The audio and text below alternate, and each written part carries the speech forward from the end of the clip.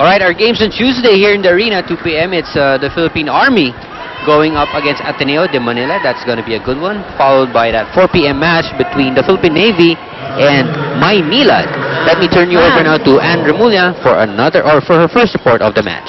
Thanks, Ian. I got the chance to talk to both teams earlier before the start of the game, just to get their thoughts on how they think the turnout will be for today. According to the Philippine Navy team, with spikers like Zane Rosas, Nene Bautista, Mick Laborti in their pool, plus the experience of their senior members, are very confident for today's game. On top of this, they also have an additional boost of confidence coming from the fact that they won over the Philippine Air Force in an invitational tournament held in Cagayan recently. Meanwhile, for the Philippine Air Force, Coach Ariel sees the game as a good match for both teams. He said, however, that the challenge that he sees in today's game is the fact that they will be missing the services of Cherry Makatangay due to her knee injury, and also Jen Manzano, who is out to play beach volleyball in the Asian University Games. Ian and Mozzie? All right, thanks, Anne. Oh, you know, si Cherry Makatangay, of course, carries the load, the bulk of scores for the Air Force. Let's see how they will fill up that gap. Andre Remulla, fresh na naman, ano? Hindi mo ma-contain. Fresh na fresh. Ito kaya pag Sunday. Iba talaga pag Andre Remulla. Grabe. Babatoy na ako. Bugbog ka sa aming dalawa. Tandaan mo, mas malaki kami sa'yo today. Mas matangkad kami sa'yo. You know what? Itong Philippine Air Force, even though they're missing Cherry Makatangay, after those first two setbacks, they won back-to-back, no, straight, and you can see a different kind of confidence that they're showing right now. In fact, sabi nga ni Ann, tinalo na sila na itong squad na to, but if you're gonna judge it by the way they're playing, it seems that they're the more confident team. You know, of course, yung mga Air Force, Navy, Army, they also have their own tournament where they get to see each other and then play against each other. But now, of course, they're having also their guest players, as we see this last slow-mo action wherein Vivas got blocked. Mick right there, all over that spike of Cherry May. Oh, good reception. They go back to Cherry. On the other side this time, tried to push it out to Cruzada. There's a touch. Smartly, Cruzada using the single block of De La Rosa for that touch. Now we are tied at 9-all here in set number 1. Suzanne Rosas getting ready to serve. The Mikasa MVA 300 is the new official game ball of the Shakey's B-League Season 8. More intense rallies, more thrills is the Mikasa MVA 300. Nice save.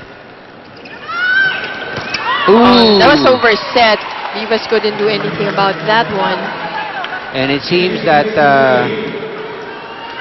Wendy Semana did not play with the Jeremy Vivas. Based on the way that hindi yata sila nagpag-abot.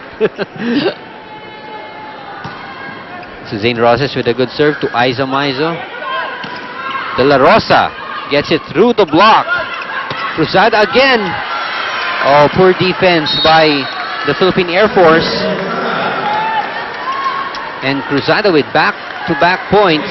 This is actually what you were talking about, you know, yung mixture of, should we say, street word gulang. Oo, totoo and yan. yung skill. That's right. That's why it's really fun to watch, eh. Ito, skill. Diba? Nice save by Serafica. So, medyo gulang. Not working that time for Cruzada. But it was a back-to-back points for Cruzada until that error on the attack. And Aiza Maizo now in the front line for the Air Force as Cherry May is serving. That means they're playing opposite of each other. Now I think that Aiza Maizo will take a big part, diba? Will take a big chunk actually of what Cherry Makatangay is doing. Contributes, yeah. For the Air Force. Especially when it comes to those outside sets, yung mga kailangan talaga porsyentuhan na play. It will be Aiza Maizo. Because the thing with Cherry Makatangay is her consistency is really Grabe way up talaga. there. No?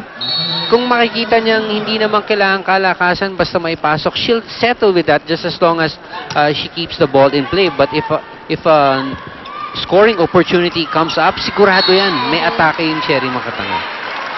So 2 good games by Cherry Makatangay, but now, like what you said, she's not playing, and it's up to the rest of the Air Force to continue that winning streak that they've had. 2 games already. Like now, they have to capitalize on this full front line for the Air Force. But Serafica says not just yet, but great save by their libero, Resho. Ami Guanco hits it into the net. Right, point now goes to the Navy. Janet. Hey, we're serving. looking at the 2 best setters. Yes. Kaylee are coming from the UAAP. Diba? Serafica and Semana. Oh, solid block. Offensive blocking there by Aiza Maizo. So not only does she get points from her offense, now it's coming from defense, that De La Rosa Maizo connection. Nice serve from De La Rosa. They go to Prochina, a bit far from the net. She doesn't mind that. Yeah, a point is a point. With some help from the tape. May flight ba yun? Hindi ko alam. Of course, we all love her. Ooh, Sweetest. nice hit. One more time. Oh, that was dug up by Resho. They go back to Aiza. This time she drops it. Oh! Great But Prochina save by Prochina. diving. You don't see that happening every day. A bit too overactive. I think it was Semana's ball already. Serafica. Yeah, I mean, Serafica was Serafica. there for the coverage. Let's Epa see. na eh. Well, Guanco will drop it, but look at where the defense of Serafica. Oh, we didn't see it, but Serafica was already waiting for it until Prochina, last second, deciding Reflex to... eh. Oh, reflex. Sabi niya, kaya ko yan dati. Abot Ano ko, ba? abot ko eh. Dati kaya ko yan. Suzanne Ross says, oh, that's too high from Suzanne. Oh, Divas! That's going to be long. Well, still not a bit comfortable with the sets coming from Wendy Ann. But so far, it's been a close first set, folks. The Navy on top by 1. Good serve there from Bautista. Cruzada. And another point coming from Cecil Cruzada. And it is a 2-point lead as we move into the second technical timeout. The Philippine Navy is up 16-14.